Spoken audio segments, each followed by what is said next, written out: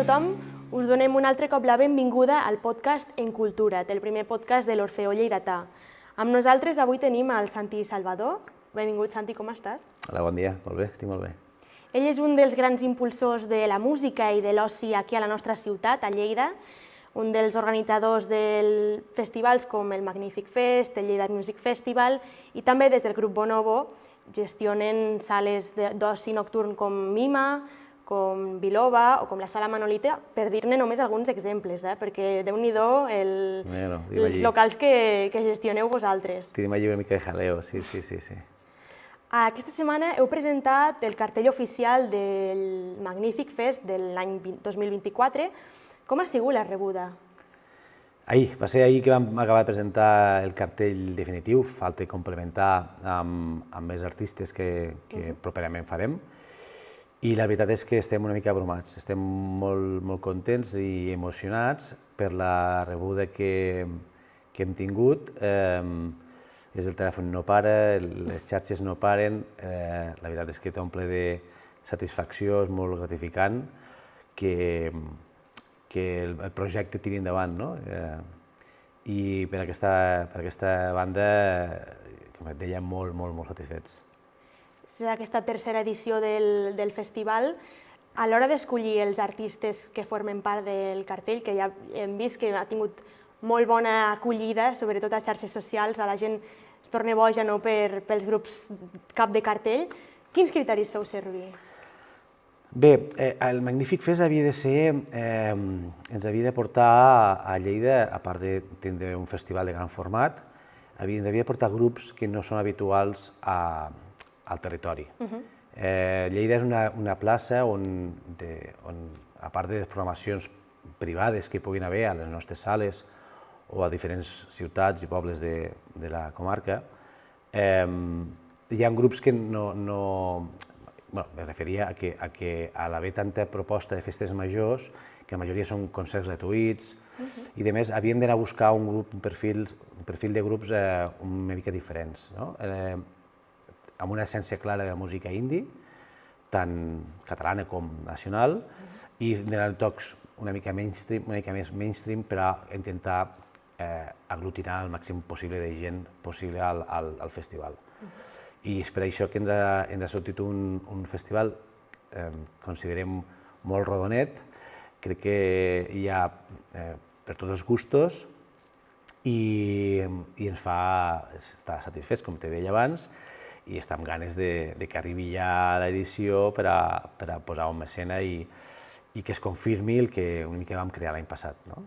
I també he vist que hi ha una mica d'equilibri entre artistes i bandes més grans, de més renom, amb artistes, podríem dir, emergents, més locals, com la Niña Paracaídas, que està aquí de Lleida, que també l'entrevistem al podcast. Molt bé.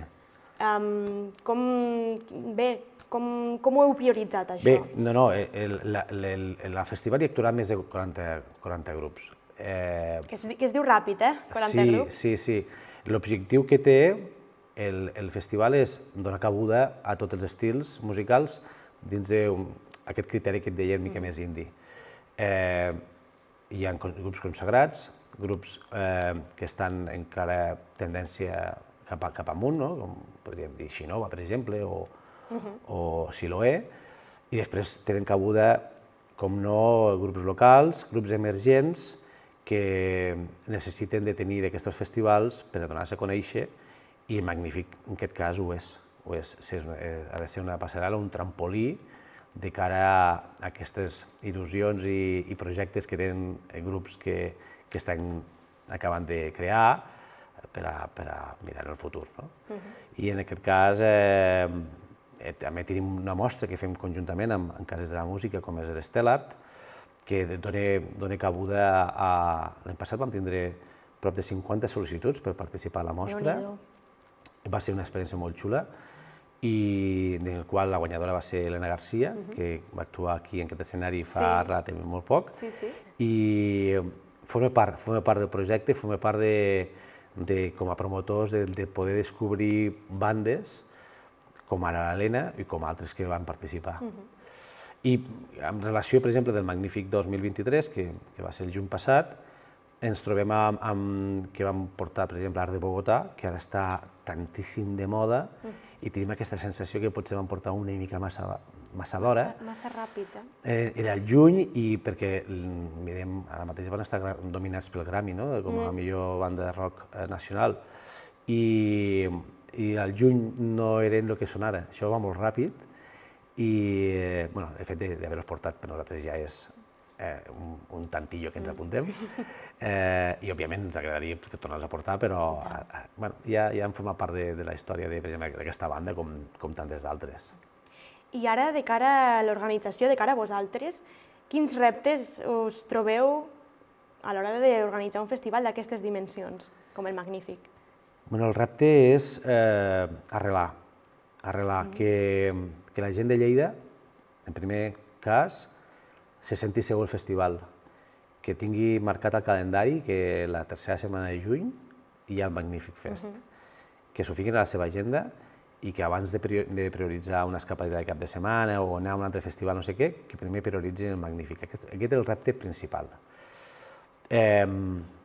El següent és, dins de la consolidació, continuar amb l'assistència de gent de fora de la província de Lleida.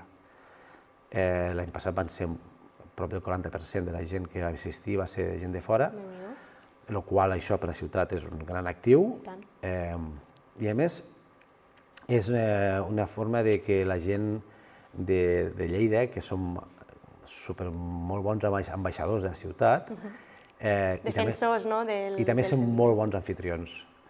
Ja ho vam viure l'any passat, va haver aquesta assistència de tanta gent de fora, que se van sentir molt acollits, i això va crear aquesta energia, aquesta àurea al recinte de les Firetes d'aquells dies de juny del 2023. Sobretot, suposo, gent de Saragossa, gent de Tarragona, potser de Barcelona... Les dades ens diuen que no va haver cap província d'Espanya que no estigui representada a Lleida. Déu-n'hi-do!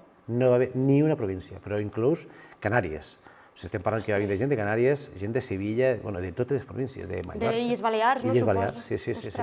Això és un fet significatiu, a més estem acabant d'elaborar l'informe d'impacte sobre la ciutat, i ens surten aquestes dades que són molt curioses i alhora demostren que el tema dels festivals és un exemple que la gent se mou, que és turístic, és un tema turístic. Per això crec que li hem de donar la importància que té, i ahir amb la presentació vam veure que l'Ajuntament i també la Diputació estan al corrent, i crec que en aquest sentit anem ben alineats. Doncs això és molt important per a poder-ho tirar endavant, no? També, parlant abans de les vostres sales d'oci del grup Bonobo, un dels grups de públic principal que atraieu dels clients és la gent jove. No sé si teniu alguna estratègia per atraure'ls a les vostres sales, a través d'artistes que puguin venir, concerts, no sé, com ho feu? Bé, de tota la vida, i és una miqueta, va enllaçat amb el que és al final Magnífic. El Magnífic neix en pandèmia fent una valoració del que havíem programat de l'any 2010 fins a 2021, que és quan neix la idea, i fent un llistat de tots els grups que havien arribat a vindre, entre Biloba, entre Mima, entre Manolita, i alguna saleta també com el Comèdia, que havien fet algun concert, ens adonàvem que si haguéssim englobat aquesta programació dins d'un nom, d'un paraigua, un festival, haguéssim tingut uns festivals cada any brutals. Com a exemples, no sé, a Lleida em sembla que és l'única ciutat d'Espanya que Bad Bunny ha vingut 2 cops. És que això, tu penses ara i dius, com pot ser, no? Sí, podem ficar el cas de Raúl Alejandro, podem parlar de l'Unai, podem parlar d'un munt de grups que han estat a Lleida, que és una iniciativa molt privada, perquè venen a les nostres sales, però dona resposta a la pregunta que em feies, com fem per atreure la gent jove als nostres locals?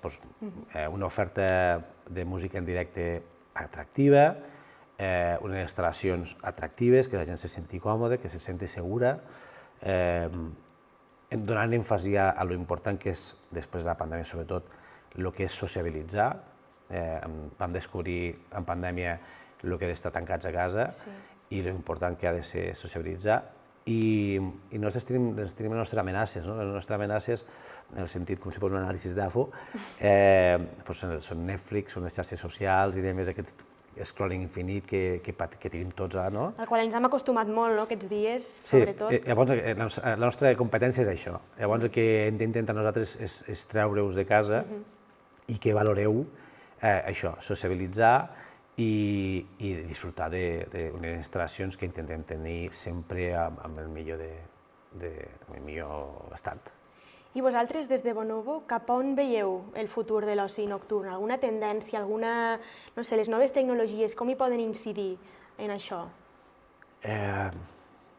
Com te deia fa una estona, les noves tecnologies són la nostra amenaça, són la nostra competència. I pot arribar a ser un aliat? Sí, ho és. Al final ens comuniquem amb els joves, ens comuniquem molt a través de les xarxes socials i busquem aquest engagement sempre per a crear les ganes de poder venir a casa nostra. La tecnologia, de fet, al nostre grup tenim el nostre departament d'I+D que sempre està donant-li toms. L'únic problema que hi veiem és que va tan ràpid que desenvolupar qualsevol projecte tecnològic que pugui millorar l'experiència del nostre client faci que necessiti sempre molts recursos i a vegades quan ja tens a punt de tirar una proposta, que en tenim moltes, ens trobem que quan vas estar a punt de tirar-la ja ha sortit una novetat nova i dius, hosti, presentarem això que no està al dia, no? Però podríem ficar molts casos, aplicacions de mòbil, una aplicació de mòbil que sigui de Bonobo, el qual des d'allí puguis comprar des de la teva copa, la teva entrada, des d'allí que nosaltres puguem fer un pla de fidelització, que si vens a fer una copa al Maracas, per exemple, tinguis una entrada reduïda per entrar al Mima o no sé què. Això són coses que hem anat treballant i ens adonem que són tantes actualitzacions que hi ha que costen d'implantar. Però a poc a poc, no? I a poc a poc. Al final ho tindrem, sí. I ja per acabar, fa unes setmanes va venir la Muixca a Mima, que a mi personalment m'agrada molt. No sé si ens podries avançar algun altre artista que vingui amb alguna d'aquestes sales de concert. Sí, mira, ahir vam acabar de confirmar que al gener tindrem A31 Fam. Ah, mira. Que va ser una de les bandes dels primers llocs que va actuar a 31 Fam va ser aquí a Lleida, a Biloba. I van venir que eren uns xavalets i ens agradava molt el concepte d'actuar en una discoteca com Biloba i es van fer molt amics. I ara crec que venen al gener, a Mima, i crec que serà la tercera vegada ja que els portem. O sigui, són el típic grup que forma part de... Ja és fidel, no? És fidel a nosaltres. Molt bé. De fet, la Muixca era el seu primer cop a Lleida, va venir a Mima directament. Va ser un èxit. Va ser un èxit i una sorpresa tampoc, perquè crec que quan sortim a la venda també surt Sala Polo i a Sala Polo les dues actuacions acaben amb una hora acaben les entrades i ja sabíem que tenia els seus seguidors i també les entrades a Mima també van acabar, vam estar a punt del sold out, que costa molt a Lleida, i el qual demostra l'artista lo ben posicionada que està. I bon ull vosaltres, no? És que hem d'estar. Heu d'estar alerta. Tenim el nostre departament de programació artística, que ha d'estar sempre a l'oro, és el Jordi, i és una persona que coneix bé el que passa al panorama musical i sempre està a punt. Podríem ficar un munt d'exemples de grups que han portat i després fer el pelotazo, no? Mira, em ve al cap Quevedo. I tant. Quevedo actua al abril del 2022